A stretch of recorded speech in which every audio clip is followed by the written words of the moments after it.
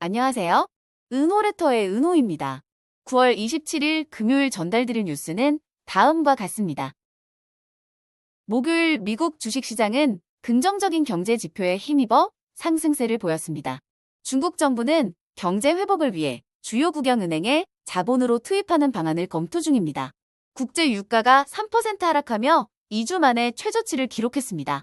유나이티드 애틀랜틱 벤처스는 트럼프 미디어 보유 지분 5.5% 중 단 100주만을 남기고 매도하거나 처분했다고 밝혔습니다. 비자는 실시간 인공지능 결제 보호 기업 피처스페이스를 인수한다고 발표했습니다. 스웨덴 패션 소매업체 H&M이 중국에서 온라인 시장을 확장하며 전자상거래 플랫폼에 새로운 디지털 매장을 개설했습니다. 코스트코가 실적을 발표했습니다. 슈퍼마이크로 컴퓨터는 전 직원이 회사의 회계 위반을 고발하면서 미국 법무부 조사 대상이 되었습니다.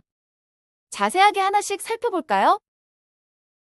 목요일 미국 주식시장은 긍정적인 경제 지표에 힘입어 상승세를 보였습니다. 특히 S&P 500 지수는 0.4% 상승하여 사상 최고치를 갱신했으며 이는 마이크론 주가가 14.7% 급등한 것이 주요 원인이었습니다. 마이크론은 인공지능 수요에 힘입어 강력한 분기 전망을 제시하며 투자자들의 기대를 한껏 끌어올렸습니다. 나스닥 지수는 0.6% 상승했고 다우 지수도 0.62% 상승 마감했습니다. 이날 발표된 경제 지표는 시장의 낙관적인 전망을 더욱 강화했습니다. 8월 내구재 주문은 하락될 것이라는 예상과 달리 변화가 없었습니다. 2분기 GDP 확정치도 3%로 유지되면서 강력한 경제 성장을 시사했습니다. 연준의 금리 정책에 대한 추가 힌트를 얻기 위해 투자자들은 오늘 발표될 PCE 데이터와 소비자 수요 지표를 주목하고 있습니다. 중국 정부는 경제 회복을 위해 주요 국영은행에 최대 1조 위안을 자본으로 투입하는 방안을 검토 중입니다. 이 자금은 특별 국채 발행을 통해 마련될 예정이며 이는 2008년 글로벌 금융위기 이후 처음으로 중국이 은행 자본을 투입하는 사례가 될 것입니다. 중국의 주요 은행들은 부동산 가격 하락과 경기 침체로 인해 대출 여력이 줄어들고 있었는데 이번 자본 투입은 은행들의 대출 능력을 유지하고 경제를 활성화하기 위한 조치로 평가됩니다. 중국 정부는 주요 은행에 대한 자본 투입 외에도 10월 1일 국경절을 앞두고 경제 회복을 위한 현금 지원을 발표했습니다.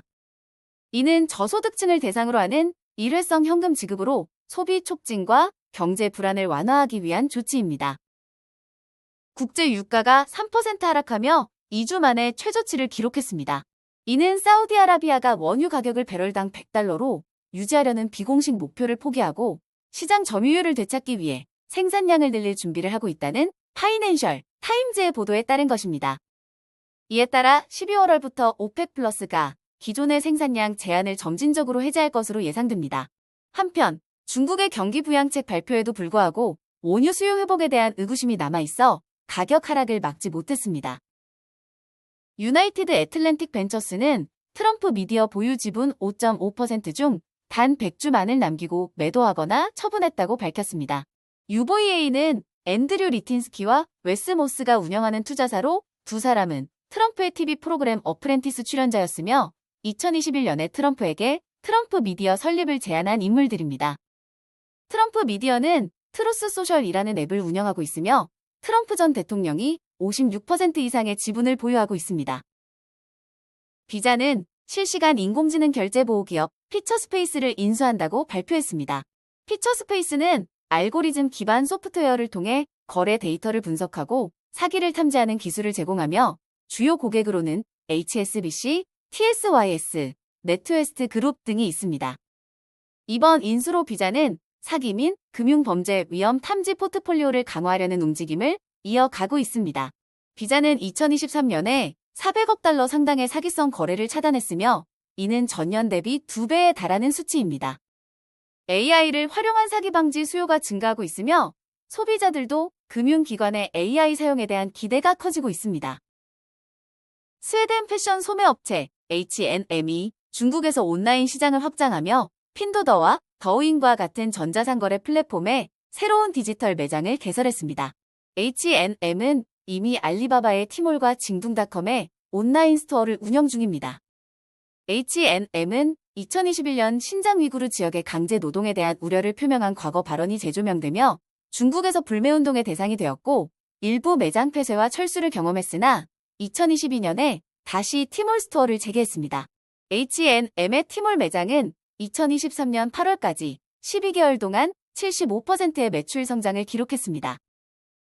코스트코는 분기 실적에서 시장 예상을 웃도는 수익을 발표했지만 매출이 예상치를 하회하면서 주가가 하락했습니다. 주당 순이익은 5.29달러로 예상치인 5.09달러를 상회했고 매출은 799억 1천만 달러가 예상되었으나 782억 달러로 예상치를 하회했습니다. 동일 매장 매출은 5.4% 상승했고 전자상거래 매출은 18.9% 증가했습니다. 분기 중 고객 트래픽은 증가했지만 방문당 지출은 다소 감소했습니다. 또한 유료 회원 수가 늘어났으며 90% 이상의 높은 회원 갱신율을 기록했습니다. 코스트코의 주가는 올해 들어 37% 상승했지만 이번 실적 발표 후 시간 뇌거래에서 소폭 하락했습니다. 회사는 최근 미국과 캐나다에서 회원비를 인상했으며 이 인상이 향후 회원 갱신에 어떤 영향을 미칠지는 아직 지켜봐야 합니다. 슈퍼마이크로 컴퓨터는 전 직원인 밤 루옹이 회사의 회계 위반을 고발하면서 미국 법무부 조사 대상이 되었습니다. 루옹은 2023년 4월에 슈퍼마이크로와 CEO를 상대로 내부 고발 소송을 제기했으며 회사가 완료되지 않은 판매를 매출로 기록하는 등 부적절한 방식으로 매출을 인식했다고 주장했습니다.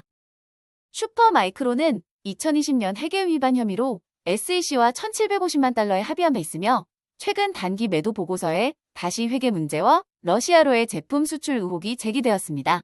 회사는 이에 대해 허위 또는 부정확한 주장이라고 반박하며 문제를 해결할 것이라고 밝혔습니다. 오늘 전달해드릴 뉴스는 여기까지입니다. 들어주셔서 너무 감사드리고 은퇴하는 그날까지 파이팅입니다. 도움이 되셨다면 좋아요와 구독 부탁드립니다.